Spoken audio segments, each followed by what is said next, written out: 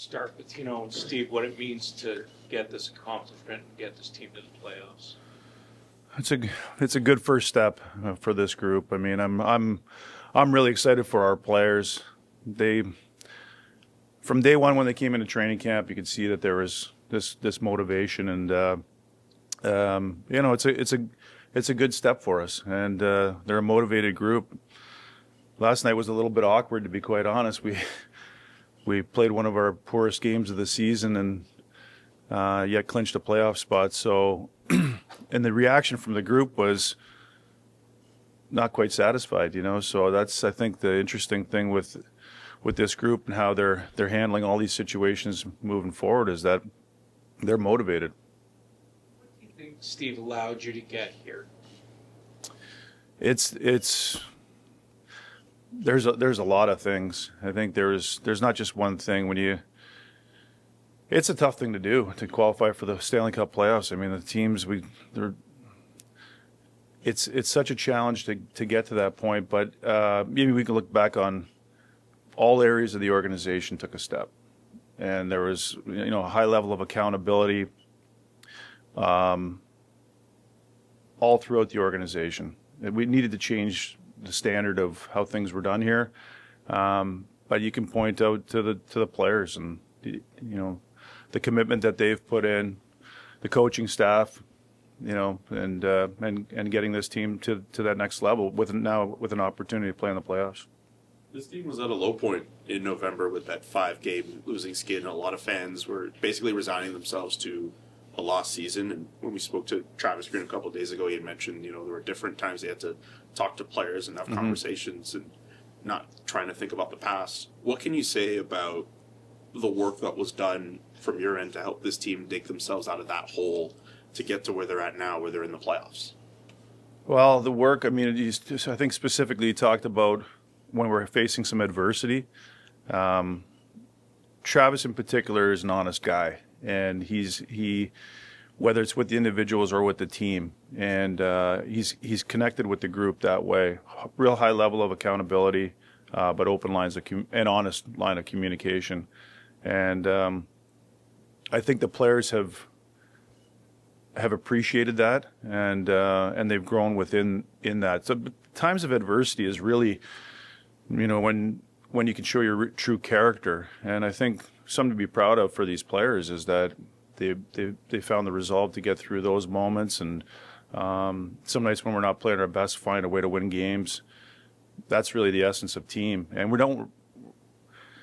I think what's interesting is we don't rely on one line or one player or one area of our team to win games, and it's that's I've been very, very proud of the group to be able to say something like that, because that's the essence of a team. Why do you think that this team has been resilient this year? It felt like in the past this team didn't really have that mettle and couldn't really survive like that November stretch. Like, what do you think changed in that culture? You talk about culture. We use that a lot, and we feel like we've changed it. But I think it's I think it's an attitude throughout the organization, from everybody, and belief in one another, honest accountability, all those things and it's not built on one day. It's every day, and you got to live it. And I think the example of getting through those times, I think, has really, really helped us. And once they do it once as a group, you start to build that belief, and it's a good group. It's a special group. They've been open to the coaching. They've wanted to get better. They're motivated. They've stuck together through some hard times, and I'm excited for them. I think outside of Ottawa, there's probably there's probably a sense that it's enough for Ottawa just to get to the playoffs. But do you think he can do some damage now that you're in there? Yes, I think you want to get in to see. We haven't experienced this core group hasn't experienced this. I'm really excited for them.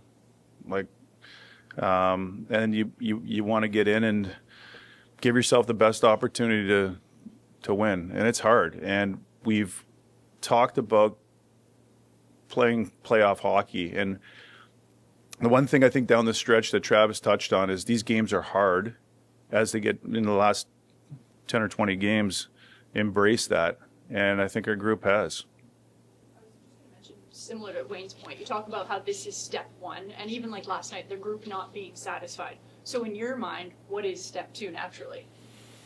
I guess we'll find out. I mean, it's really is to get in and prepare. Like the playoffs are a different animal, and I believe that our group has the mettle to be able to, rise up to that occasion. They, you're preparing for one team, and we're coming in as underdogs. Like when Michael Landlauer first came through the door and talked about us in Ottawa, and we're underdogs, and we're okay with that. And there's teams that we'll match up against who have been there and done that and have that experience, and that's something that we're going to have to. This will be our first time doing it with this group, but I mean, it's hard not to believe in the group, like to see how they've they've stepped up to the occasion throughout the year. It's hard not to believe in them. One big player on this team is going to be Brady Tkachuk. We haven't seen him in the lineup for 5 games now. What's his status, and are you shutting him down just to get him healthy for the playoffs? His status as he continues to progress. It's always now we've clinched a playoff spot. I think every team goes through these discussions, like what is the best situation? Do you rest players? How do you manage that? We haven't figured that part out yet, but I think to me you always want to keep the team moving along and competing at a high level to roll into the playoffs at the right time. But certainly those will be discussions that we'll have as far as lineup for the last 4 games. If the playoffs started tomorrow, would he play? I would think so. Yes. Yeah. I can't give you a definitive but. Further to that, Nick Cousins has stated, will he be ready for the playoffs? Again, he's very close. He's I don't know if there's been a player who's attacked his rehab the way that this guy has. It's been really deserves a lot of credit. He's pushed through very quickly and sort of expedited his possible return to play. Obviously, not to go back to Brady, but obviously you guys making the playoffs, this means a lot to everyone in that organization. But could you put into words as best as you can how much this means to a leader like Brady, who will have that spotlight on him throughout the playoffs, considering his play style? Yeah, sure. I mean, had a nice conversation with him last night after the game. These players put in a lot of work, and I'm proud of them. And I think I'll leave it at that. I mean, it's a special moment for these players, this core group of players. I think Tim said it best. They've been through a lot. He talked about what they've been through, and for me to have an effect on supporting this group and giving them that opportunity to play in the Stanley Cup playoffs, it's a proud moment. I think we saw a glimpse of Brady playoff Brady Tkachuk in 4 Nations. If he brings that game to the playoffs, he's going to be a difference maker, isn't he? Yes. Yeah, I mean, and that's just the fiber of his being. He's a competitive young man, and he wears his heart on his sleeve. I could understand you might not want to go into what was said with you and Brady, but could you kind of paint a picture about just what that looked like, or just what emotions you saw from him in that moment? Yeah, I mean, again, for me, coming in and being able to just help support, it's the players. The players go on the ice and they battle, and it's my job to create the environment and support it and balance the lineup and do what a manager does. But man, it's just they've put in a lot of work, and I'm excited for them to get this opportunity. Can you also talk about your coaching staff? Because obviously Travis Green and Nolan Baumgartner go way back, but then you brought in Markio and you blended with Daniel Alfredson because they had to grow as a group as well. From day one, they came together pretty quickly, and having Jacques Martin around as well. But Travis he's a very inclusive coach with his assistants, and there's a great bond and camaraderie with the group. Extremely hardworking, but the vision that Travis had for this group and how he's been able to coach this group and turn it from where we were last year to be able to play the type of hockey to give ourselves a chance to make the playoffs. The commitment on the defensive side has been incredible, and it's a challenging thing to do, especially when you have highly talented players who really on the offense is where they like to be. And that commitment from the coaching staff and then the players buying into it has been the reason why we're here today. Steve, you had a relatively nondescript first year on the job as GM in terms of player acquisition. Your second year on the job, it's run counter to that. How rewarding is it for you and your staff to have this measure of success in Clinched now, and how much pressure did you put on you and your staff to get to this point this season? It flowed naturally last year where we didn't have. I think I talked to you. I think the questions on the team were: is this core good enough to be able to kind of take that next step? And really, my honest assessment was I don't think they had the chance to really show what they were all about. You start to build around it, coaching staff. You kind of, get Linus, and you start to sort of build a model, and you get, then you can really evaluate. So to rush to evaluate and make decisions hastily, just to make decisions, I was willing to sit back and sort of take the heat on, what's this guy doing? But I needed to make sure that I didn't want to make any decisions without knowing exactly what this group was about. And then we started to pick away at it. And obviously the off season, bringing Linus in was a start. And then you start to build around that. But as far as it's not, I don't like to rush into any of these decisions. Sometimes you don't know what you got, and another example is how we've